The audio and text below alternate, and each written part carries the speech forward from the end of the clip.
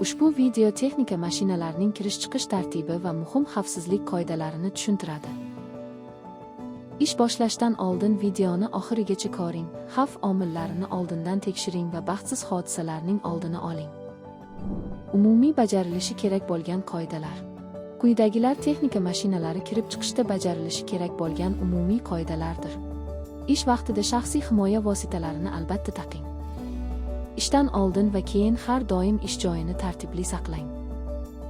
Barcha ishlar faqat ishga ruxsat olingandan keyin bajariladi. Ish vaqtida harakatlanish yo'li va ish maydonini yetarli darajada ta'minlang. Xavfsizlik inshootlari va xavfsizlik qurilmalarini ozboshimchalik bilan olib tashlash yoki demontaj qilish taqiqlanadi. Og'ir texnika ish maydoniga kirish taqiqlanadi. Ishdan oldingi tekshiruvlar. Quyidagilar ish boshlashdan oldin albatta tekshirilishi kerak bo'lgan bandlardir. Shaxsiy himoya vositalarining taqilgan holatini tekshiring. Haydovchi kaska, xavfsizlik oyoq kiyimi, xavfsizlik kamari va oyoq himoyasini taqishi kerak. Yo'naltiruvchi signal tayoqchasi, hushtak, maxsus jilet, kaska va tanituvchi belgini taqishi kerak. Beton mikser mashinasini oldindan tekshiring va o't o'chirgich borligini tasdiqlang. Shlagbaum, mashina kelganini bildiruvchi ovoz, tormoz va gidravlik moy sizishini tekshiring. Endi biz og'ir texnikaning kirib chiqish tartibini tushuntiramiz. Texnika mashinasining zavod binosiga kirish-chiqish tartibi. Mashinalarni yo'naltirish. Haydovchi beton mikser mashinasini zavod quyish liniyasiga orqaga yurib kiritadi. Mashina harakatlanayotganda haydovchi xavfsizlik kamarini taqib sekin yuradi. Beton mikser kirayotganda ogohlantirish ovozi chiqsa, haydovchi to'xtab kutadi. Mashina kirish ogohlantirishi eshitilsa, yo'naltiruvchi vazifasidagi ishchi qilayotgan ishini to'xtatadi. Keyin tayyorlab qo'yilgan yo'naltiruvchi kiyimini kiyadi. Yo'naltiruvchi kiyimi va jihozlari quyidagilardan iborat. Yo'naltiruvchi kaskasi, jileti, tanituvchi belgisi, signal tayoqchasi va hushtak. Kiyinib bo'lgach, yo'naltiruvchi mashina kirish yo'liga boradi.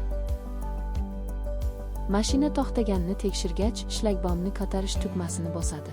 Yo'naltiruvchi atrofni tekshiradi va beton mikserni belgilangan joyga olib boradi. Yo'naltiruvchisiz harakat qilish avariyaga olib kelishi mumkin. Shuning uchun mashina faqat signal bo'yicha xavfsiz harakatlanadi. Beton mikser to'xtagach, yo'naltiruvchi haydovchidan motor o'chirilganini tasdiqlaydi.